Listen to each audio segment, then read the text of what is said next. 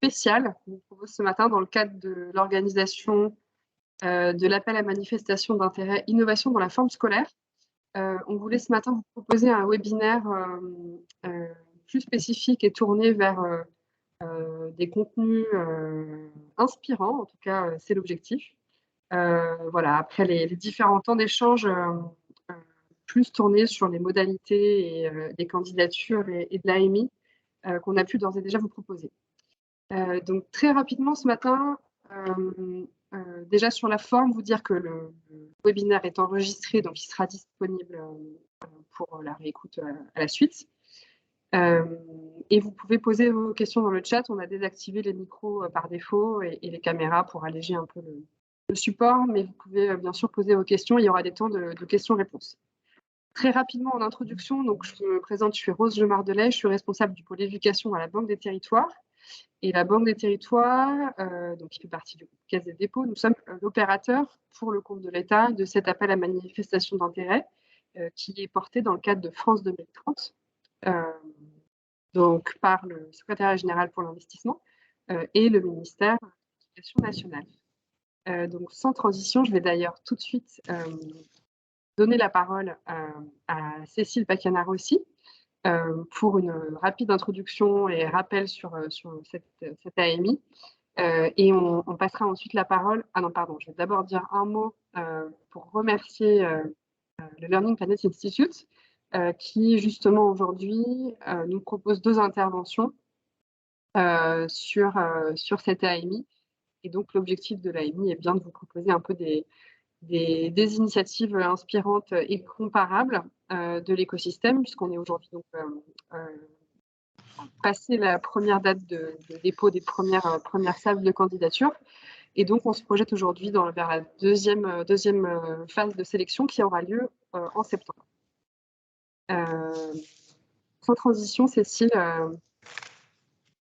je te laisse la parole. Merci.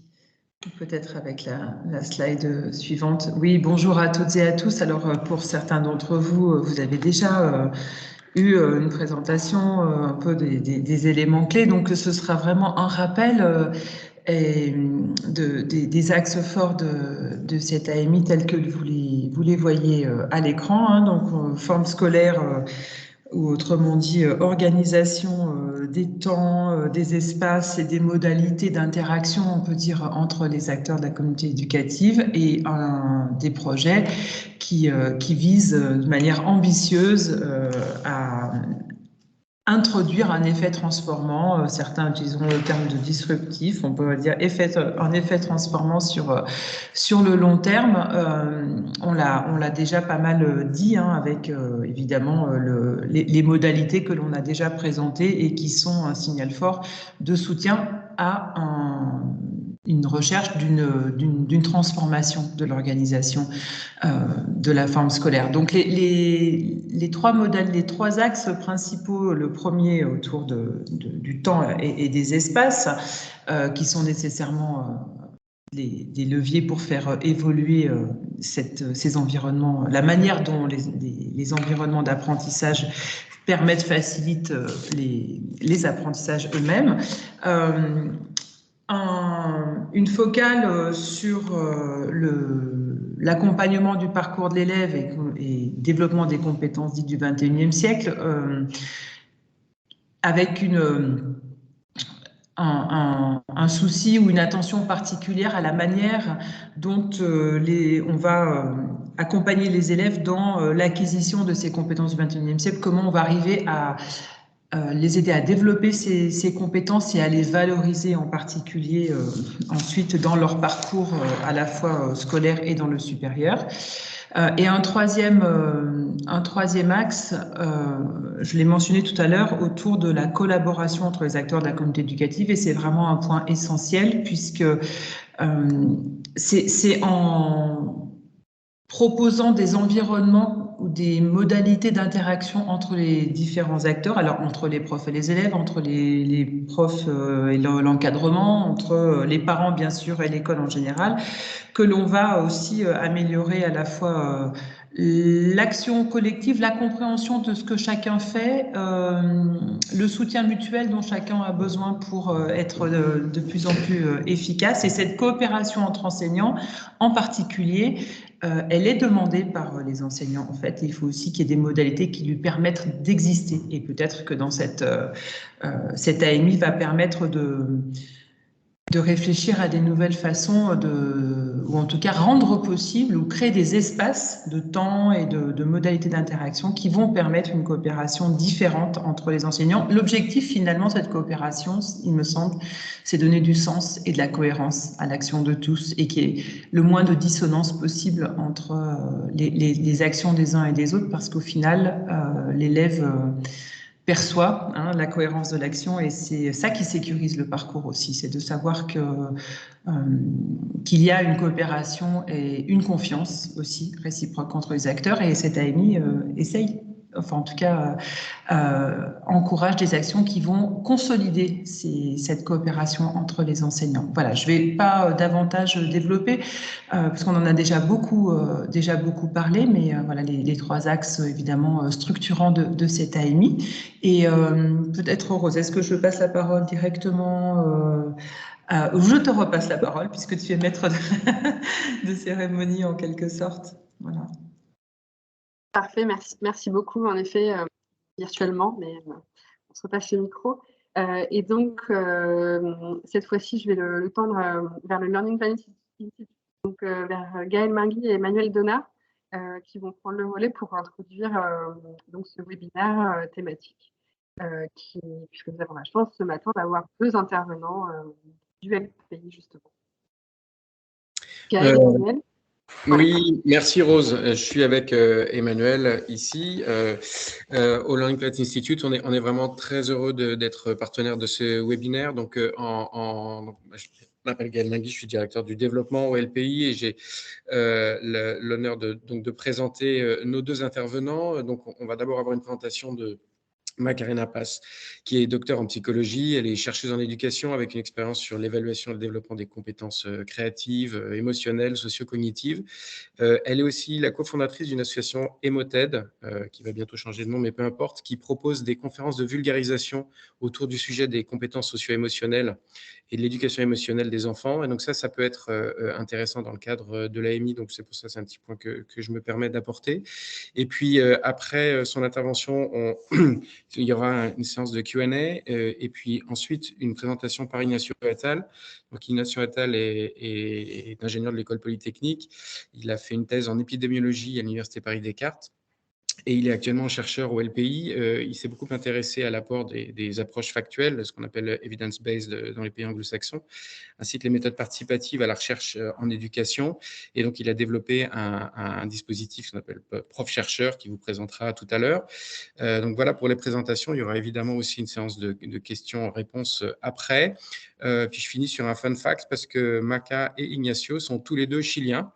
Voilà, donc ça montre que le LPI est international. Ça montre aussi que quand on a un échantillon de 2, il peut se passer des choses intéressantes. Je laisse à votre sagacité de savoir si les événements sont indépendants ou non. Et puis, Maca, peut-être que tu peux commencer. On est ravis de t'écouter. Super, merci beaucoup. Effectivement, je veux parler un peu plus sur l'axe 2 qui a présenté Cécile, notamment sur la partie élargir et valoriser les portefeuilles de compétences des enfants à l'école. Dans les dernières études que j'ai menées auprès des enfants et auprès des jeunes aussi éloignés de l'emploi, on se rend compte qu'il existe une déconnexion entre l'école ou les formations et les différentes compétences qui sont souhaitées ou dont on trouve un besoin. C'est pour ça que je m'intéresse beaucoup à quelles sont ces compétences psychosociales ou du XXIe siècle à l'école qu'on pourrait développer. Et on avance les slides comme ça. Non. Du coup, qu'est-ce que ça veut dire, en fait, les compétences du XXIe siècle? Juste pour mettre les contextes, il y a quelques mois, je fais une vidéo pour l'association SynLab aussi. Et là, je disais que derrière tous ces concepts qui existent, de type compétences psychosociales du XXIe siècle, soft skills, compétences douces, etc., il se cache des approches qui sont plus ou moins différentes. Et selon des chercheurs contemporains, toutes ces approches, ils viennent des travaux d'intelligence multiples des Garner, donc il parlait qu'il y avait des intelligences sociales, des intelligences physiques, etc. et ensuite qui ont été reprises par Mayer et Salovey, qui ont créé la théorie de l'intelligence émotionnelle. Du coup, ces petites modifications qui ont suivi fur et à mesure, parce que cette théorie, elle vient des années 90-97. Et ils ont suivi quelques modifications au fur et à mesure. Et suite à ces modifications, on trouve tous ces petits termes, toutes ces petites approches qui vont donner de référentiels différents des compétences, avec des noms différents pour chaque compétence, des subdivisions différentes pour chaque compétence, et du coup, différentes façons d'évaluer ces différentes compétences. Et c'est pour ça qu'on dit que c'est difficile parfois de se mettre d'accord sur un concept unique. C'est que nous pouvons tenter de faire et d'accepter que si bien il y a des différentes approches pour définir les compétences et alors pour les évaluer. Toutes ces approches, ils vont parler des compétences qui ne rentrent pas dans la famille des habilités académiques. Du coup, on ne va pas parler de comment on comprend l'abstraction en mathématiques ou comment on comprend le vocabulaire en langue étrangère. Du coup, ces groupes de compétences dont on parle du XXIe siècle vont parler plutôt de l'empathie, de la créativité, de la pensée critique, la confiance en soi, et ils peuvent s'évaluer dans deux cadres, normalement. Un cadre intra-individuel, c'est-à-dire comparer l'évolution de chaque individu, ou dans un cadre inter-individuel, c'est-à-dire les relations d'évolution de ces compétences entre les individus. Est-ce qu'un groupe, il développe des compétences particulières ou pas, etc. Notamment les différentialistes, je suis psychologue différentiel, du coup, pour moi, je m'intéresse surtout à la différence entre les individus. Du coup, on va trouver par exemple des différences entre les filles et les garçons, ou ça va dépendre entre les artistes et les non-artistes. Il y a la différence par rapport à quel type de compétences on va développer. Et du coup, en quoi ces compétences peuvent être utiles pour les enfants et pour les jeunes. Du coup, il y a pas mal d'exemples dans la littérature scientifique qui parlent de comment on peut développer ces compétences psychosociales. Il peut faire des choses, des positifs pour les élèves. Et notamment, il y a une partie qui parle sur l'amélioration de leurs résultats scolaires. Du coup, le fait de développer ces compétences, ils vont montrer plus des résultats scolaires positifs. Aussi, la littérature va nous parler d'une augmentation des comportements prosociaux des élèves qui ont suivi des formations en compétences psychosociales.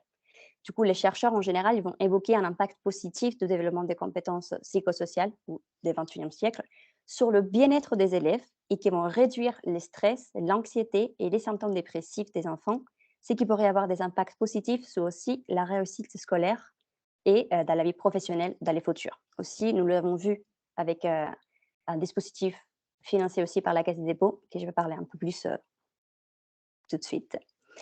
Il y a aussi une étude que j'ai réalisée dans les écoles élémentaires en France et nous avons trouvé des résultats qui vont dans le même sens. Les élèves, ils étaient beaucoup plus collaboratifs à la fin des ateliers, plus fédérés et conscients d'autrui que ceux qui n'avaient pas suivi la formation. Du coup, on a divisé deux groupes d'élèves. Un groupe qui a suivi un atelier dramatique, donc par le biais de la pédagogie du théâtre, on a appris des compétences psychosociales, et un groupe qui faisait des jeux collectifs. Et on a comparé les deux groupes et à la fin, tous les élèves et tous les différents échantillons que nous avons eus, la partie qui ont fait compétences psychosociales, ils ont été beaucoup plus collaboratifs, créatifs et aussi ils montraient plus d'empathie envers les autres. Et ça, ce n'était pas juste des méthodes quantitatives d'évaluation, c'était des observations ainsi que des entretiens que nous avons réalisés avec les enseignants et les enfants eux-mêmes. Aussi, qu'est-ce qui est à notre bénéfice? Il peut être la diminution significative des problèmes des conduites face au comportement à risque, par exemple, des enfants. Du coup, on a vu sur d'autres expériences, pas en France encore, mais aux États-Unis, par exemple, il réduit les actes de délinquance, les comportements perturbateurs dans la classe, le harcèlement, et il est concordant du coup avec d'autres études qui montrent que l'absence de ces compétences ont des impacts négatifs sur les comportements des élèves. C'est-à-dire le fait de ne pas éduquer les personnes ou les étudiants ou les enfants sur leurs émotions, il va induire à des comportements plus à risque, plus problématiques. Et aussi, ce qu'on a vu aujourd'hui, c'est qu'il y a un fort impact des crises actuelles sur la santé mentale des enfants et des jeunes en général, c'est-à-dire toutes les dernières guerres qu'on a vécues, le réchauffement climatique, la pandémie Covid qui en sort entre guillemets de là. Les enfants, ils s'expriment sous forme des colères, des déceptions, des pessimismes, de l'anxiété. Il y a aussi, on observe un manque de motivation, une perte de la confiance en soi. Du coup, les enfants, les jeunes, plutôt qu'on a reçu dans notre dispositif pour le ministère du Travail aussi, ils montraient beaucoup de méfiance et une perte de confiance en soi, on doit travailler avec eux pour qu'elles puissent s'orienter de meilleure façon. Et du coup, on parle des compétences du 21e siècle. Je reprends les concepts de Isaac Getz, dont il parle des mondes VUCA. Du coup, il y a la volatilité, incertitude, complexité et ambiguïté du monde du 21e siècle qu'on vit actuellement. Du coup, est-ce qu'elles sont indispensables, ces compétences? Ben, absolument oui, parce qu'ils peuvent rattraper les gains dans les cadres de compétences psychosociales. Du coup, selon le Forum économique mondial, les taux de chômage des jeunes, il a augmenté de façon très accélérée. En France, déjà en 2017, on avait à peu près 1,6 million de personnes en France qui étaient sans emploi. Et les plus jeunes ont multiplié par 3 leur taux de chômage dans les dernières 40 années. C'est-à-dire qu'il y a plus en plus des chômeurs, des jeunes chômeurs. Aussi, les Global Risks de la Banque mondiale ils ont indiqué que les marchés du travail il est en pleine récession et qu'on est en train de demander des compétences que les gens ils n'ont pas. Du coup, aujourd'hui, le marché de l'emploi il est en train de chercher différentes compétences techniques pour lesquelles on préparait les jeunes. Et aujourd'hui, ils se retrouvent sans emploi parce qu'ils n'ont pas ces compétences du 21e siècle, toutes ces compétences liées à l'empathie, au travail en équipe, à la pensée critique, qui ne sont pas développées en ce moment, ne sont pas en train d'être développées, pas trop. Et c'est ça dont on a besoin aujourd'hui pour s'adapter au marché en changement. Et dans des pays comme la France, heureusement, il y a un focus sur l'intégration de ces compétences. Il y a notamment le plan d'investissement dans les compétences déployé par le ministère du Travail, financé par la Caisse des dépôts, et qui finance des projets dans ces cadres-là. Du coup, je travaillais pendant 3 ans pour les projets Réalistes RF, dont on développait des compétences du 21e siècle chez les jeunes qui étaient éloignés de l'emploi, et d'autres personnes pas très jeunes aussi éloignées de l'emploi, pour les amener pas juste à l'insertion professionnelle, mais aussi dans l'adaptation, l'insertion sociale. Et aujourd'hui, je travaille aussi pour les projets HOP, qui c'est un deuxième pic, un plan d'investissement dans les compétences, dont les mêmes objectifs. On a besoin de développer ces compétences du 21e siècle pour pouvoir remettre ces gens à l'emploi, encore une fois. Du coup, oui, ils sont indispensables. On l'a déjà vu, et c'est très, très, très important. Et comment est-ce qu'on peut le développer? Ces compétences ne se développent pas tout seules, malheureusement. Enfin, sauf si on a été entraîné et bien formé à ces émotions, on peut aussi le transmettre aux enfants, mais sinon c'est très difficile. Et il y a certaines activités qu'on peut faire tout au long de l'école. Il y a notamment les travails des intelligences collectives qu'on peut commencer à travailler et que les LPI travaillent beaucoup dans les différents projets.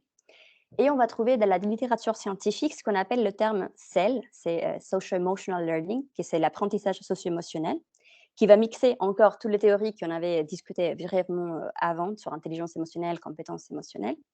Il propose des activités séquencées, actives, avec un temps ciblé et dont on doit définir quelles sont les compétences à évaluer. Du coup, il y a pas mal d'activités à l'école qu'on pourrait mener dans ces cadres-là. Il faut juste suivre une structure spécifique dont la partie la plus simple devient au début. Et ensuite, on va faire des activités de plus en plus complexes avec des compétences qui sont de plus en plus complexes.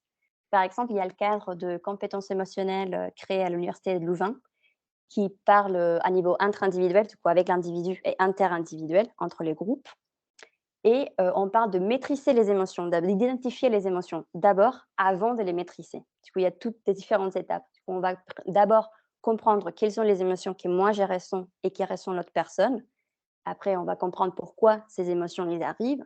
Et ensuite, fur et à mesure, je vais essayer de les exprimer de façon adaptée. Et ensuite, je vais maîtriser quelles sont les différentes façons que j'ai pour réguler ces émotions qui ne sont pas, entre guillemets, positives ou que je n'ai pas envie de sentir. Dans ces cadres-là, nous avons aussi créé un programme, un dispositif il y a quelques années pour les écoles en France aussi, dont les premières activités, c'était l'identification des émotions. Du coup, par les biais de théâtre aussi, on faisait les musées des statues. Du coup, il y a des émotions qui sortent et les enfants, ils doivent exprimer les différentes émotions sous forme de statues.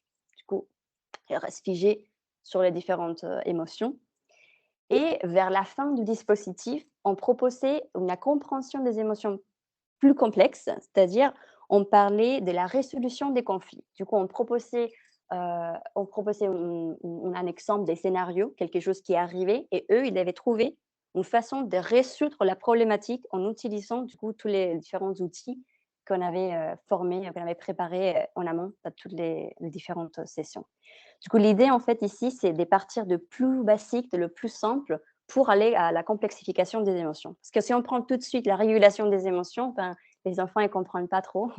On a fait des essais, du coup, dans quelques écoles, et la solution qu'ils donnaient, c'était, il y avait une bague magique, quelqu'un qui descendait et les problèmes étaient résolus. Du coup, quand on n'apprend pas les bases des émotions ou des compétences du XXIe siècle, les compétences plus complexes, ils s'oublient ou c'est plus difficile de le développer. Et du coup, on a tout ça. Et du coup, comment on peut évaluer ces compétences? Du coup, très important avant, évaluer de façon à donner une note, pour moi au moins, n'a pas de sens.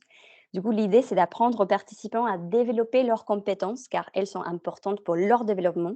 Il y a une sorte de motivation intrinsèque, on peut dire, à développer ces compétences pour pouvoir, par exemple, s'adapter à la société, aux enjeux du futur, pour être heureux, etc. Du coup, si on met la note là, il n'y a pas de sens et ça ne fonctionne pas.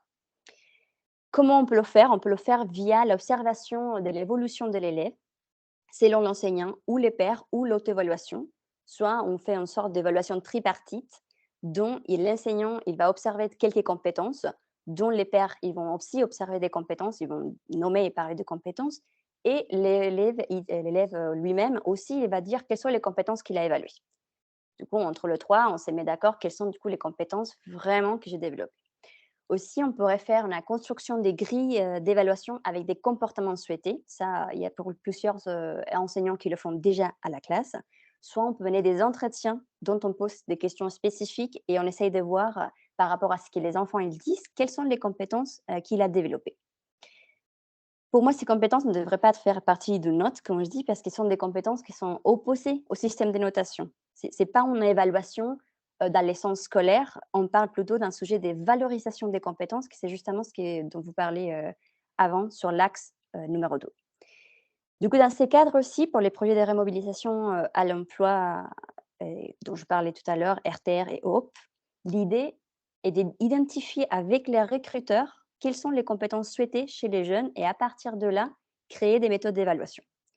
Du coup, on peut faire, par exemple, une sorte de système collectif selon les métiers de futur et voir quelles sont les compétences dont on a besoin d'évaluer et après proposer des méthodes différentes pour évaluer ces compétences. Ou à l'école, ce qu'on peut faire, c'est de se mettre d'accord avec l'enseignant quelles sont vraiment les compétences sociales ou émotionnelles qu'il veut développer chez les enfants.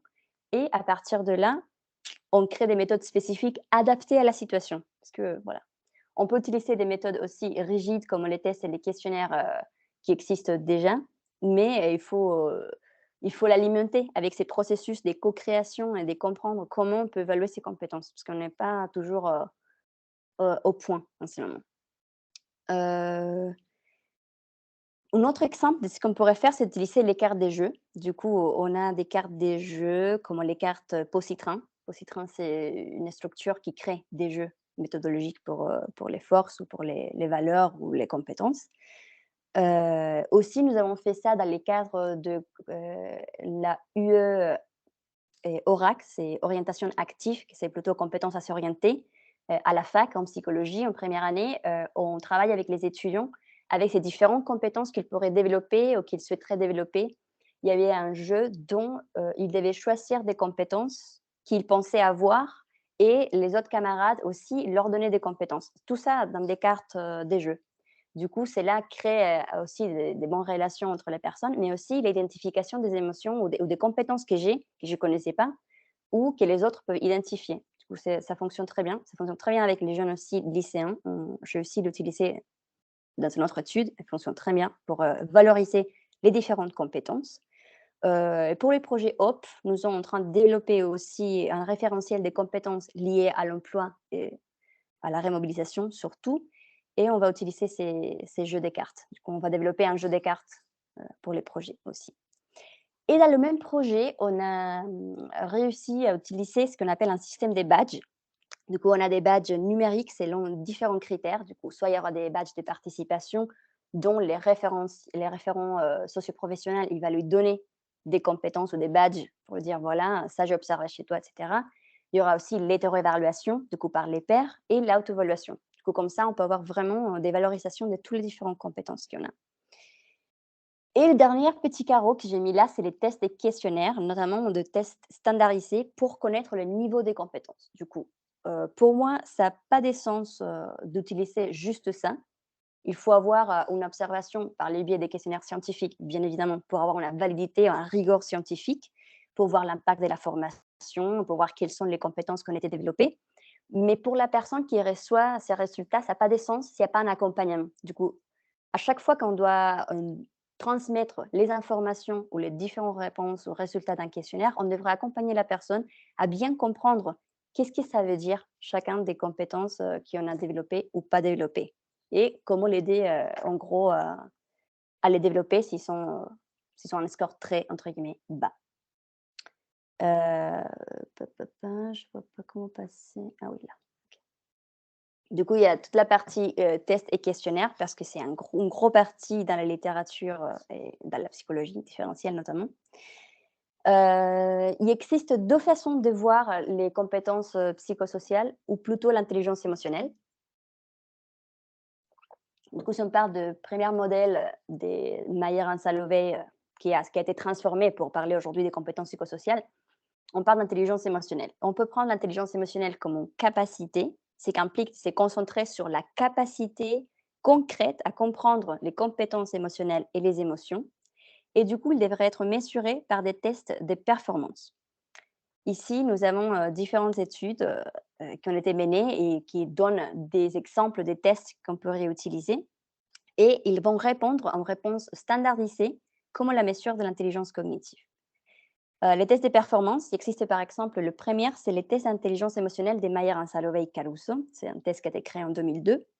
Et il va mesurer l'intelligence émotionnelle générale, ou il y a aussi les tests lire l'esprit dans les yeux, so Reading Minds in the Eyes test, qui c'est un test pour mesurer l'empathie cognitive.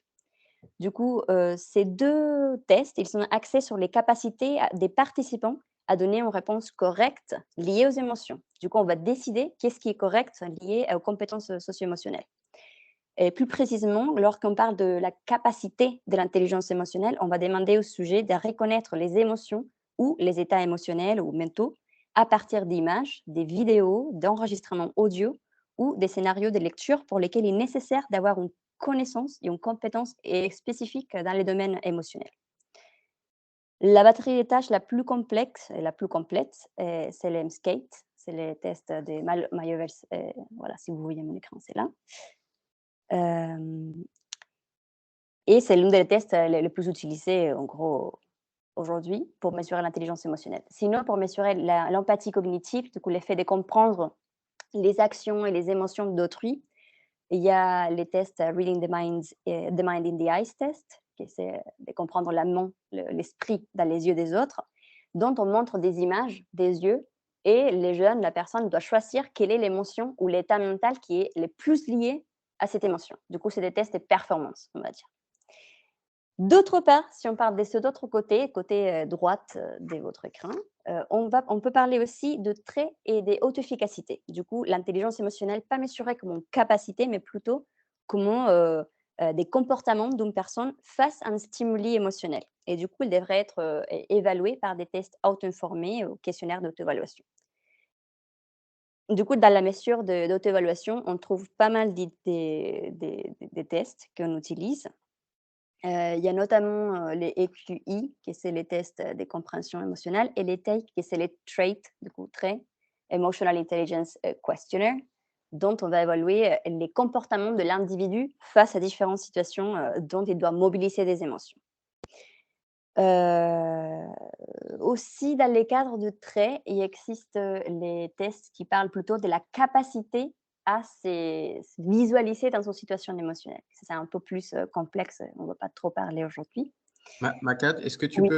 peux conclure parce qu'on a déjà Oui. bien débordé. Merci beaucoup. Ah mince, oui, j'avais vu.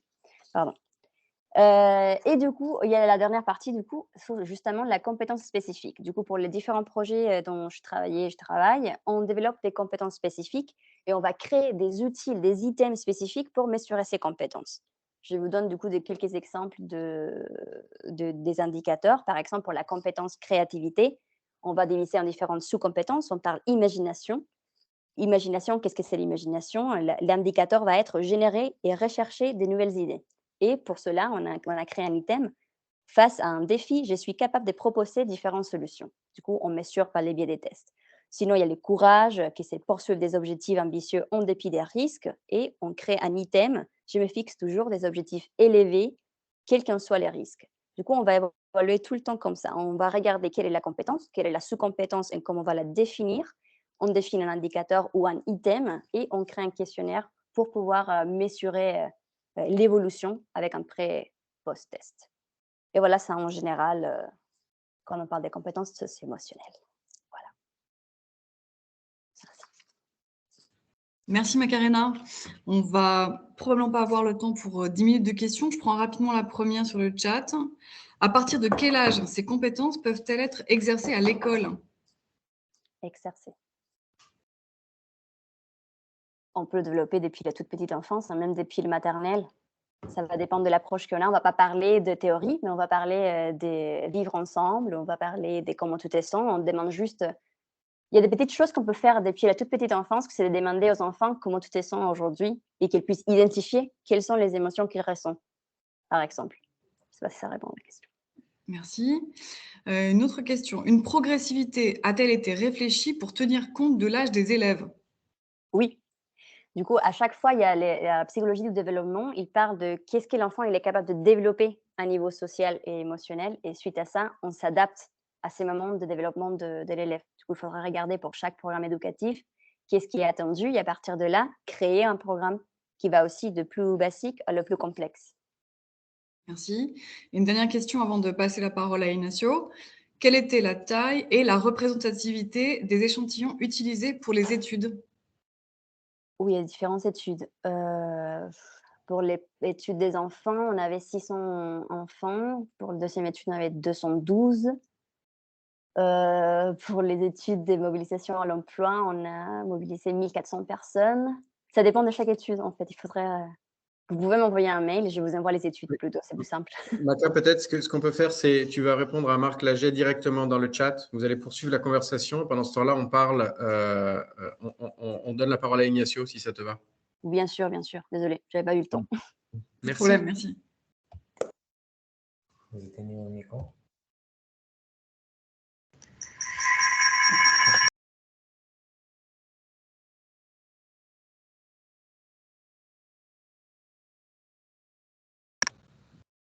Désolé du petit Larsen. Bonjour à toutes et à tous. Je suis extrêmement ravi d'être avec vous aujourd'hui. Donc, je vais présenter le programme Prof-chercheur que je développe au sein du Learning Planet Institute et l'Université de Paris.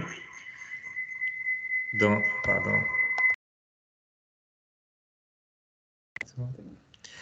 dans l'objectif, c'est de mobiliser un collectif d'acteurs de l'éducation pour relever ensemble. L'objectif, c'est de mobiliser un collectif d'acteurs de l'éducation pour relever ensemble les défis de l'éducation. Donc, n'hésitez pas à poser vos questions dans le chat. J'espère avoir le temps de pouvoir répondre à celles-ci. Donc, malgré des contextes très différents, nombreux sont les acteurs de l'éducation qui agissent au quotidien pour relever des défis très, très similaires. Donc, je vais vous donner quelques exemples. Comment l'équipe pédagogique peut-elle tisser un lien avec les familles? Comment articuler enseignement en présentiel et en distanciel? Donc, c'est un défi très à la mode depuis 2 ans. Mais aussi comment développer la coopération entre enseignants même des mêmes établissements, comment aménager les espaces de la classe pour favoriser la coopération entre élèves, comment développer les compétences émotionnelles pour faire un peu le lien avec ce que disait Maka à l'instant. Mais tous ces acteurs-là agissent pour relever ces défis de façon malheureusement trop isolée. Donc, il y a l'enquête Thalys, qui est une enquête portée par l'OCDE, c'est un peu comme le PISA, mais pour les profs, et qui montre qu'en France, il y a seulement 3% des enseignants qui disent collaborer régulièrement avec d'autres dans le cadre de leur profession, contrairement à 21% pour les autres pays de l'OCDE. Donc la France est un très mauvais élève dans le développement, ou en tout cas dans la promotion de la collaboration entre enseignants. Et j'espère du coup que cette AMI et la focalisation sur le 3e axe va permettre de redresser cette pente.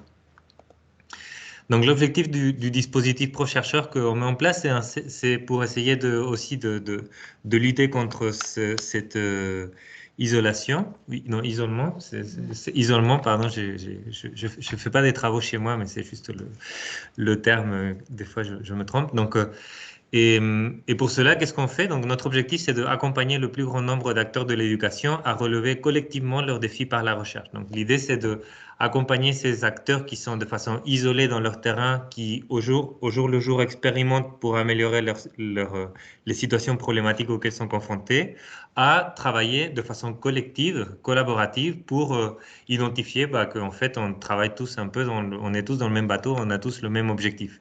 Donc pour cela, on a 3 principales actions. La première, c'est on a développé une démarche qui est une démarche inspirée par la recherche pour accompagner tout acteur de l'éducation à enquêter de façon collaborative leurs pratiques. Et deuxièmement, on accompagne des communautés, des groupes d'acteurs de l'éducation à suivre cette démarche de recherche dans le temps. Et puis troisièmement, on a mis à disposition de ces communautés une plateforme de publication pour que celles-ci puissent mutualiser leurs efforts, coordonner leurs efforts de recherche, travailler ensemble et aussi faire bénéficier par leur recherche locale le plus grand nombre. Donc, quelle est notre démarche de recherche? Donc, notre démarche, cette démarche qu'on a développée pour accompagner ces acteurs qui sont isolés à travailler ensemble pour relever leurs défis par la recherche. Donc, c'est une démarche qui est inspirée des modèles comme ceux des communautés de pratique, mais aussi très fortement inspirée par le mouvement des sciences participatives, dans lequel l'objectif, c'est d'accompagner des non-chercheurs à faire de la recherche. Ici, nous, les non-chercheurs, ce sont les acteurs de l'éducation qui agissent au quotidien, donc les enseignants, mais aussi les directeurs d'établissement, les inspecteurs, les formateurs et même aussi les étudiants. Donc, comment fonctionne cette démarche? Donc, on part du constat que des personnes, elles ont des préoccupations individuelles.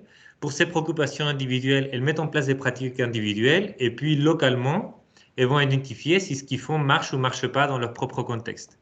Et pour passer, donc l'objectif, c'est de transformer cela en des situations problématiques communes. Ce sont des questions de recherche qu'on appelle, nous, des défis. Tous les défis commencent par la formulation comment 3 petits points. Donc, c'est les exemples que je vous ai donnés au début. Comment articuler au mieux le présentiel et le distanciel? Comment adapter les espaces de la classe pour favoriser la coopération entre élèves?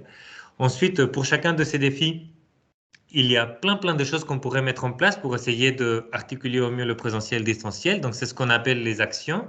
Les actions, c'est quoi? C'est des stratégies concrètes qu'on peut mettre en place pour relever le défi. Et en fait, c'est des hypothèses. Si on met des lunettes de chercheur, je peux émettre l'hypothèse, par exemple, que si je mets en place un tutorat entre les élèves qui sont en présence et les élèves qui sont à distance, ça va aider à mieux articuler l'enseignement en présentiel et en distanciel. Donc ça, c'est une hypothèse que je peux tester. Et puis, si je teste ces hypothèses dans mon contexte à moi, donc dans mes classes, les cours que je donne à l'Université de Paris, je pourrais dire que dans le supérieur, dans mes cours d'introduction à la recherche, cette hypothèse-là, elle marche. Et peut-être que quelqu'un d'autre qui enseigne au collège pourra tester aussi cette hypothèse de mettre en place un tutorat entre élèves en présence et élèves à distance. Peut-être que ça ne va pas marcher. Donc l'objectif, c'est on a des problématiques communes.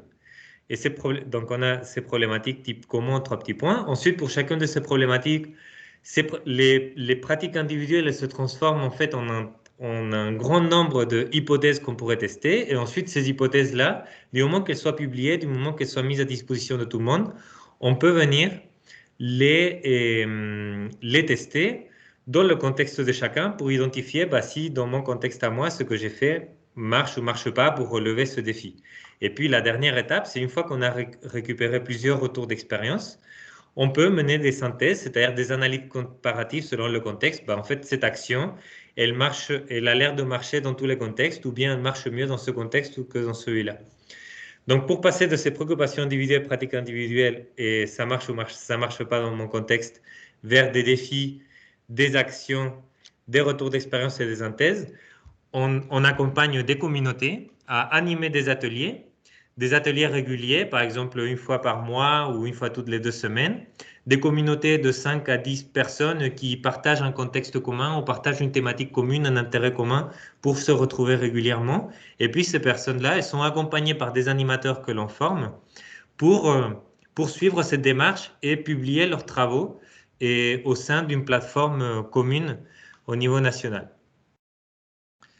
Donc aujourd'hui, le dispositif ProChercheur a commencé en 2019 et aujourd'hui on compte 14 communautés, des communautés thématiques ou locales. On a des communautés de pairs, mais aussi des communautés multicatégorielles. Donc des exemples, on a une communauté au sein d'un collège et à l'Académie de Montpellier, dans lequel on a les enseignants du collège, les directeurs du collège, et d'autres acteurs. Et il y a même des parents qui sont entrés dans cette communauté. Et on a aussi des communautés thématiques. On a une communauté qui s'intéresse à l'éducation à l'esprit critique. Donc, c'est tout acteur de l'éducation qui est intéressé par cette thématique peut rejoindre cette communauté. On a à ce jour 300 inscrits du primaire jusqu'au supérieur. Et donc, même de la maternelle jusqu'au enseignement supérieur. On a des enseignants, on a du personnel de l'encadrement, on a des chercheurs qui tous se retrouvent dans des temps d'ateliers communs pour relever. À ce jour, on a plus de 80 défis. Et donc des défis qui portent sur soit le développement des élèves, mais aussi des défis un peu plus méta, des défis plus du personnel de l'encadrement ou des institutions qui portent sur le développement des institutions éducatives. On a, pour les 80 défis, on a plus d'une centaine d'actions qui ont été partagées. Et puis, plus de 70 retours d'expérience sur, pour certaines de ces actions, ce qui a été mené, ça marche ou ça marche pas, dans le contexte de la personne qui a mené l'expérimentation. Donc, vous pouvez voir sur la plateforme, donc le lien, il est sur cette diapo, vous pourrez la visiter. Donc, s'il y a des personnes qui souhaitent découvrir ce dispositif, donc si je ne me trompe pas, l'objectif aujourd'hui, c'était de vous inspirer. Donc, s'il y a des personnes qui souhaitent découvrir ce dispositif et y contribuer, donc il y a des ateliers réguliers en ligne. Aujourd'hui, nos communautés proposent entre 1 à 2 ateliers par semaine qui sont ouverts. Pour s'inscrire, il y a ce lien unique, prochercheur.org/contribuer. Et puis, si vous voulez développer votre propre communauté, on a une formation d'animateur. Notre prochaine session, c'est au mois de mai. Et puis pareil, l'inscription et la candidature pour devenir animateur de communauté.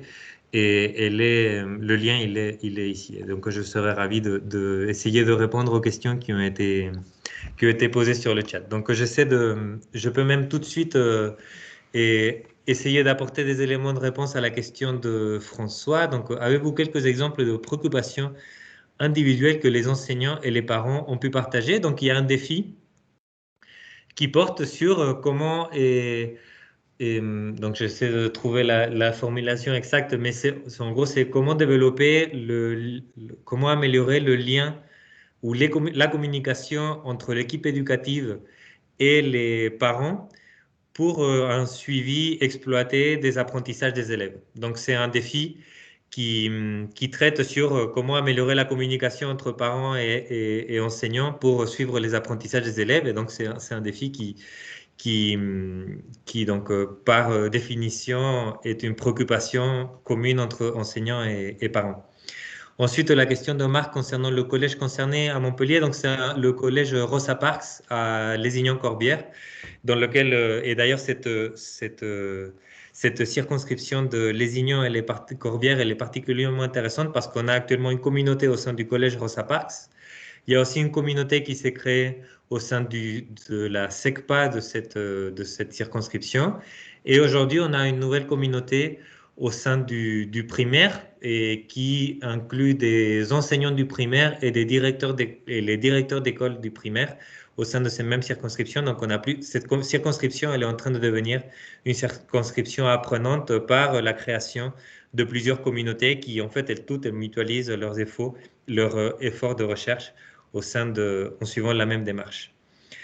Et donc, la question de Catherine, est-ce qu'on peut faire appel aux chercheurs du Learning Planet Institute pour la partie recherche du projet que nous devons déposer?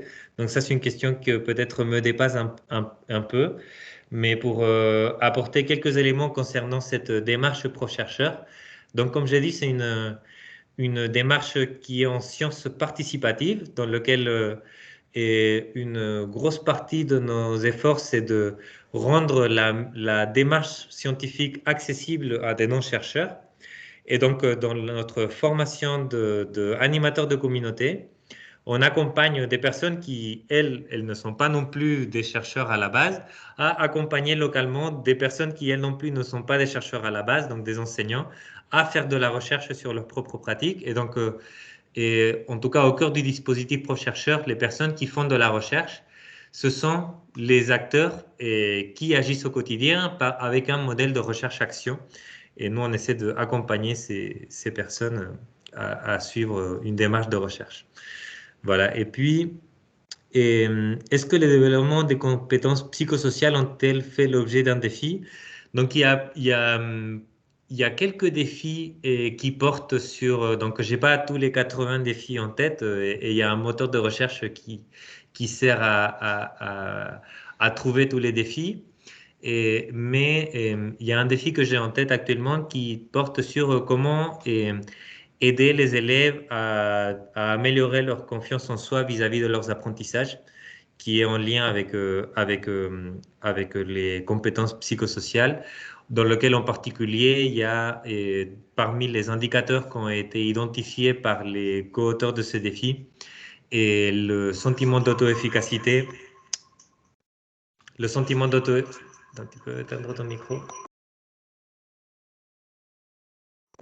Le sentiment d'auto-efficacité des élèves vis-à-vis de leurs compétences à apprendre. Et donc, c'est un défi. En tout cas, il y a un défi aujourd'hui qui porte sur ça. Et il y a une question de François encore. Des recherches ont-elles porté sur l'inclusion des élèves du spectre autistique? Donc, on a un grand nombre de défis sur la thématique de l'inclusion.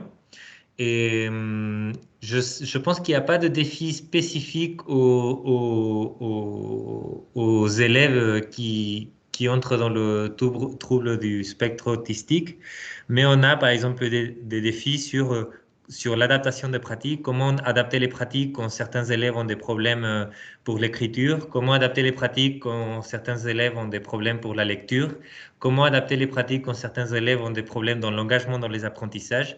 Donc, on a une série de défis qui portent sur l'inclusion et en ce moment même, il y a un projet de communauté qui est au sein de l'ensemble de l'Académie de Montpellier, en fait, avec qui on travaille beaucoup pour le déploiement du dispositif et sur une communauté qui va porter ça, qui va être portée par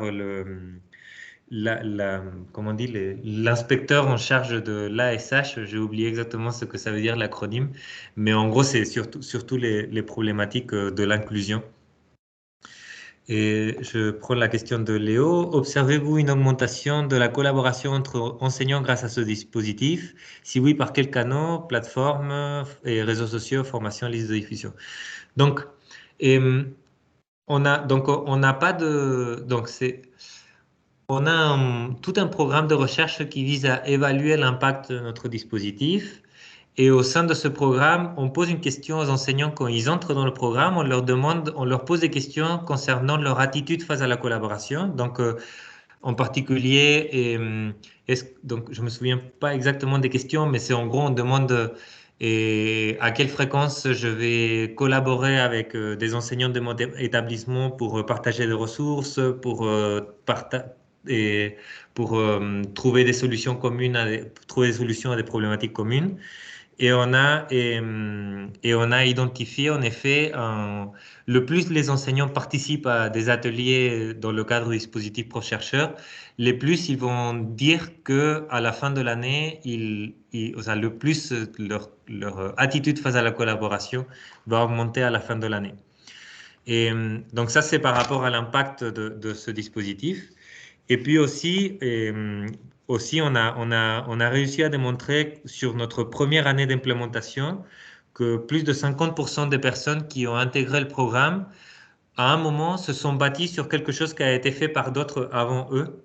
Et donc, ce qui veut dire que le fait d'intégrer cette communauté et va au-delà de la collaboration que j'ai avec d'autres, mais aussi permet de bâtir un socle de connaissances communes, ou en tout cas une culture commune qui permet à des nouvelles personnes de collaborer avec cet ensemble, ce grand collectif qui est en train de produire ensemble des connaissances. Et donc je partage le lien vers le site avec les 50 défis. Et voilà, c'est plateforme.prochercheur.org.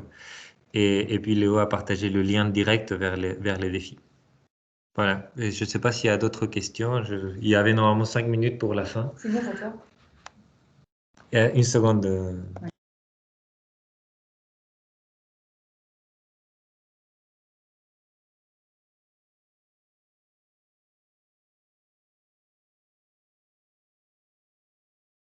Alors, en attendant que vous réactivez votre micro côté LPI, je crois qu'on a encore 5 minutes pour quelques questions-réponses. Il y en a quelques-unes dans le chat. C'est bon, tu peux éteindre, Hugo? Alors, attends. Il y a aussi des mains levées. Ok, je vais du coup répondre à la question de Christophe. Est-ce qu'il y a un biais dans le déclaratif des enseignants sur la collaboration avec les collègues? Et donc ça, je ne saurais pas le dire, je ne peux pas je n'ai pas la capacité de mesurer ça. Et oui, et du coup, en effet, parce que dans ma description de notre évaluation d'impact, j'ai juste parlé du questionnaire d'entrée, mais en effet, on a un questionnaire de sortie. En fait, c'est un questionnaire qui est à la fin de chaque année scolaire pour poser les mêmes questions qu'on a posées à l'entrée et pour évaluer l'impact du dispositif, en particulier par rapport à l'attitude qu'ils ont face à la collaboration. Un autre indicateur qu'on utilise, c'est le sentiment d'auto-efficacité des enseignants. Et puis le troisième indicateur qu'on utilise, c'est le changement auto-rapporté de pratique.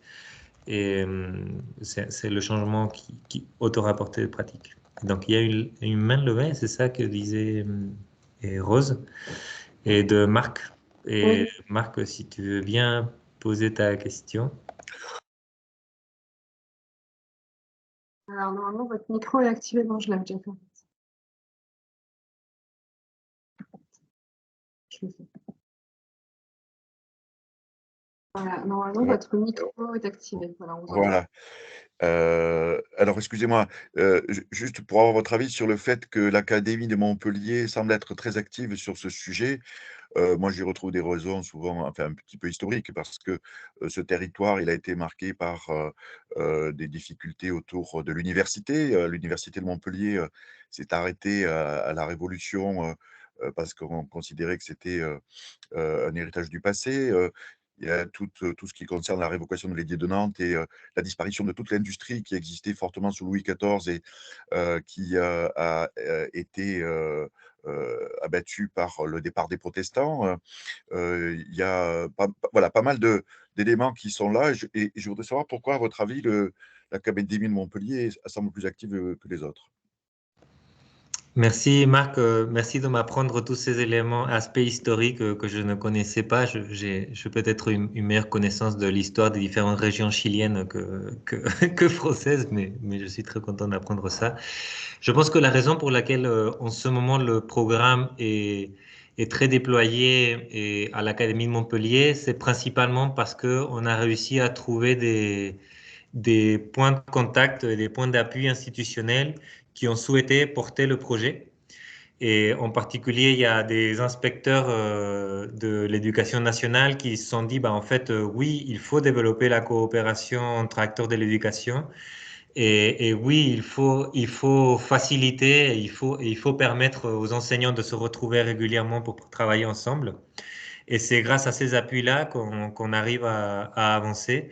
Et en particulier, il y a une mission académique qui a été créée par la rectrice de l'Académie Montpellier et qui s'appelle Développement de la coopération entre acteurs de l'éducation et qui est une mission qui a comme objectif de développer la coopération entre acteurs de l'éducation et cette mission elle permet aux personnes qui l'apportent de fournir aux enseignants tout le soutien institutionnel nécessaire pour qu'ils puissent se retrouver régulièrement, chose qui n'est pas facile parce que parce qu'il faut du temps pour pouvoir travailler ensemble. Et si ce n'est pas l'institution qui débloque ça, et malheureusement, on ne peut pas toujours compter sur la bonne volonté, la motivation des enseignants à travailler sur ces sujets-là dans leur temps libre. Voilà. Merci beaucoup. En tout cas, ça pose avec les organisateurs de cet appel à manifestation d'intérêt la question territoriale et de la répartition. Mais c'est un autre sujet. Je suis désolé. Merci beaucoup de m'avoir laissé prendre la parole à ce propos. Merci à vous. Alors, est-ce qu'il y a d'autres questions? Il y a une question de François dans le chat et je n'ai jamais entendu ce pourcentage et je ne saurais pas vous répondre à cette question. Je pense qu'il y a en fait, il y a pas mal d'études qui questionnent quels sont les différents facteurs qui facilitent la collaboration entre enseignants et en particulier ceux qui permettent la pérennisation de la collaboration entre enseignants. Et parmi les facteurs, donc j'ai pas vu de sorte de niveau, d'un seuil de pourcentage de acteurs au sein d'un même établissement qu'il faut dépasser.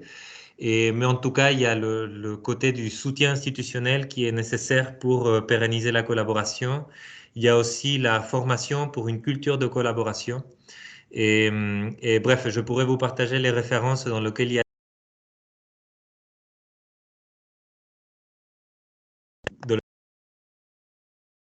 pardon, j'ai été démué. Donc, dans lequel sont listés tous les facteurs qui influencent ou en tout cas qui facilitent la collaboration entre enseignants.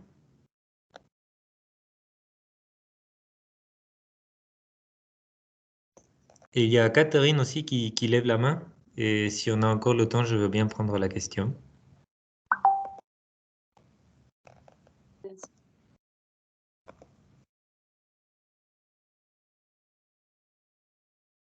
C'est bon, normalement. Vous pouvez activer votre micro.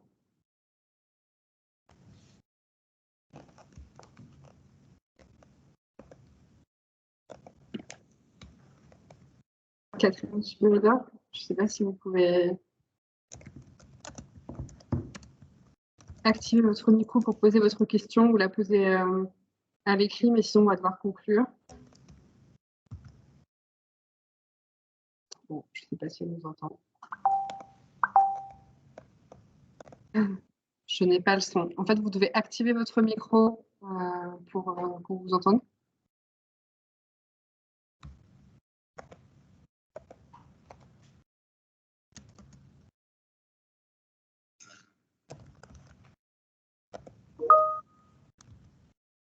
Ah, mince, bon. Bah, désolé, peut-être posez-la rapidement par écrit si vous voulez, ou sinon c'est activé de notre côté, donc c'est à vous de l'activer.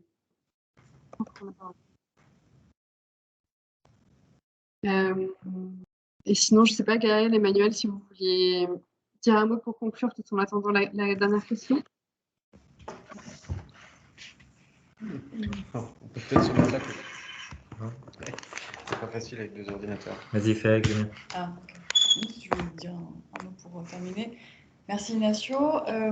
Et puis peut-être, il me semblait, Rose, que tu voulais peut-être terminer avec un mot de conclusion.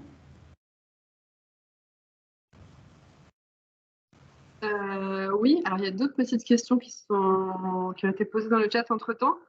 En conclusion, très rapidement, je le dis dans l'introduction, donc vous rappelez en guise d'ouverture que la prochaine vague de sélection de l'AMI est prévue pour la rentrée, pour septembre. Donc toutes les informations sont toujours disponibles en ligne. Il y a différents webinaires d'information vous accompagner pour rédiger votre candidature. Voilà, savez-vous s'il y aura une vague en 2023? Non, pas pour le moment. Le ministère et le JPI décideront, je pense, à l'issue des deux premières vagues. En tout cas, dès qu'il y aura une date, si on a une de confirmer, on la communiquera évidemment dès que possible. Bon, il y a des échanges qui se poursuivent dans le chat. Je vous propose s'il n'y a pas d'autres questions, à moins que je l'ai raté, que la compléter moi, mais je vous propose de conclure et en remerciant vraiment beaucoup nos 2 intervenants du jour. Merci à tous les 2, c'était très intéressant. Et on est beaucoup de gens connectés ce matin et on mettra à disposition le lien pour que ce soit disponible de manière pérenne. Voilà, on espère organiser ça, un format de ce type bientôt. Merci beaucoup côté LPI, Learning Planet Institute, Feu CRI. Bonne journée, si vous voulez rien ajouter. Merci à tous. À bientôt. Merci. Bonne journée, à bientôt.